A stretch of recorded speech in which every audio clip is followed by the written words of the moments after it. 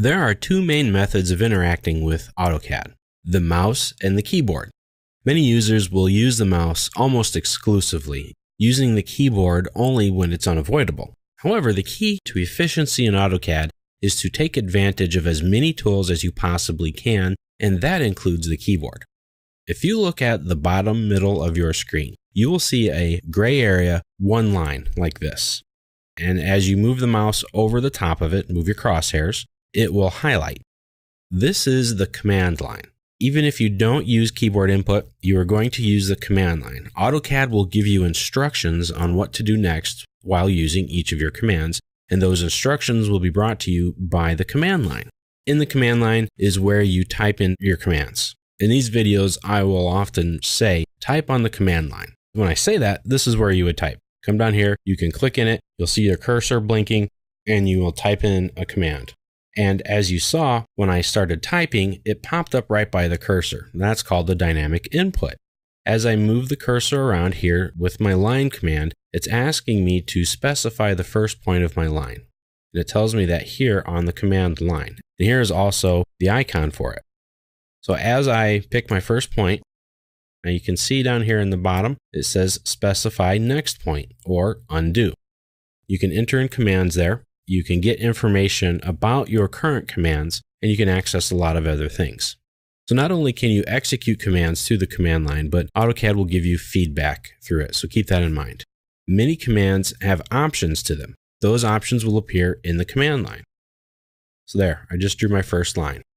Now to exit out of a command, press the Enter key or the Escape key. So that's to help get it out of your way. Now you can do a lot of things to the command line. You can left click in these little boxes here or really anywhere, but clicking in different places does different things. If I click on these little bars here on the left, so I click and hold and I drag it, put it to where I want. Now you see these little arrows?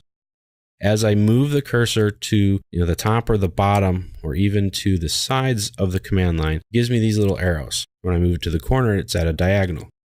Now I can stretch my command line, making it larger, more narrow, wider, however you want it to be displayed.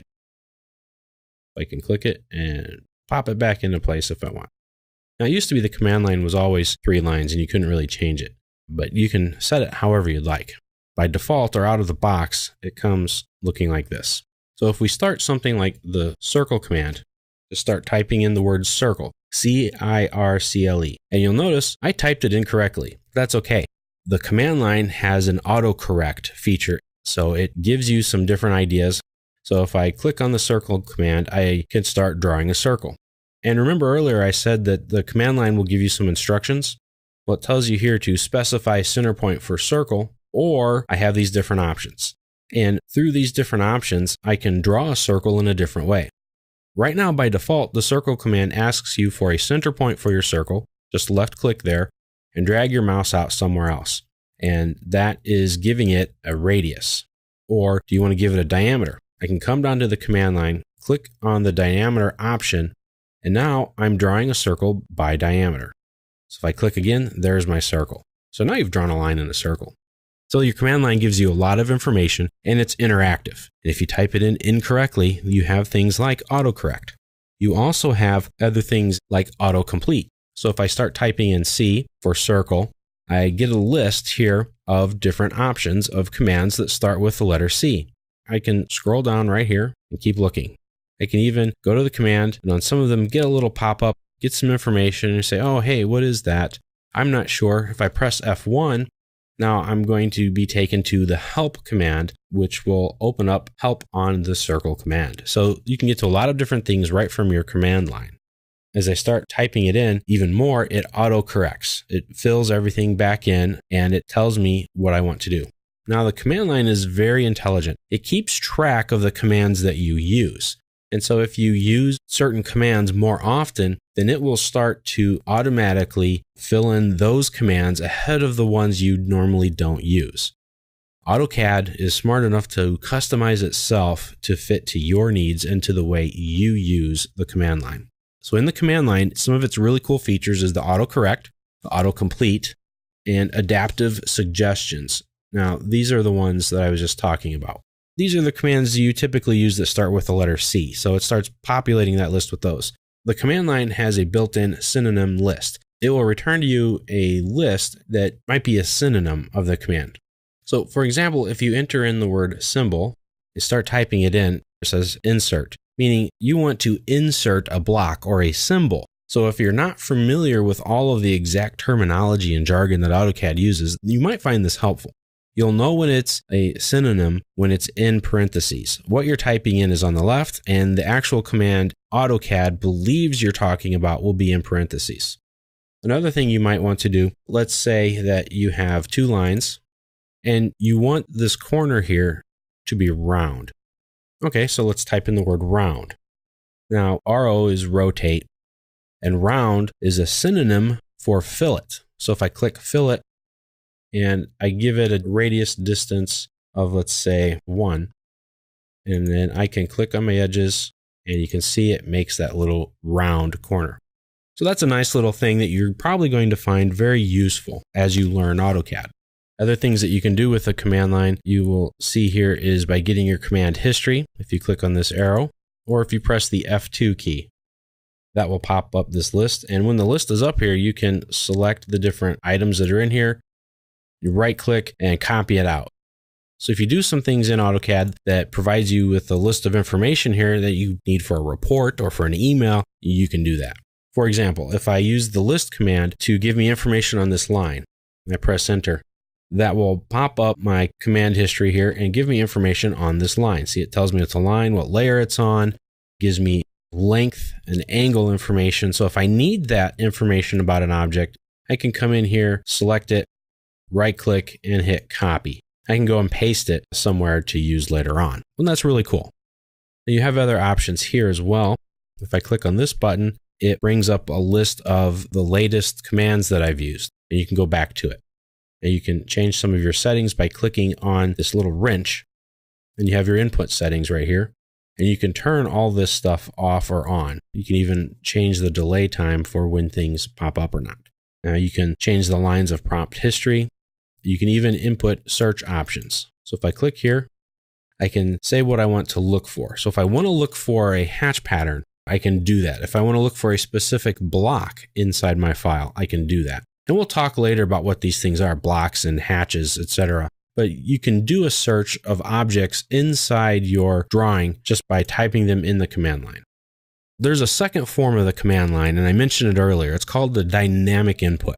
This dynamic input is a visual aid that's intended to help the drafter's efficiency. It puts the command line at your crosshairs so that you don't have to keep moving your eyes from crosshair to the command line and back again. This way, it will help you to concentrate on what you're drawing. So if I'm drawing on this line, I want to keep my focus on this line. I don't want to have to divert my eyes down to the command line and back up again to know what's going on. So the dynamic input can help with that. So if you're a good typist, then you can type the word circle without looking at your keys or your fingers and just type it in and see that it's been typed in correctly on the command line. Press enter and draw a circle. You can turn the dynamic tools off and on by coming down to this little status bar. There are a lot of different things that you're going to see here that we're going to use. This is it right here, dynamic input. It's turned on right now, and I can tell because it's blue. See these boxes here, they're gray. Those features are turned off. But if I left click on it, it turns it off. So now when I type in the word line, this pops up here on the command line. And I get a lot of different things here. I get the different commands, and I can do searches for them. Here I can do a search in the help, so I can learn more about the dim linear command, or I can do a search here on the internet for it.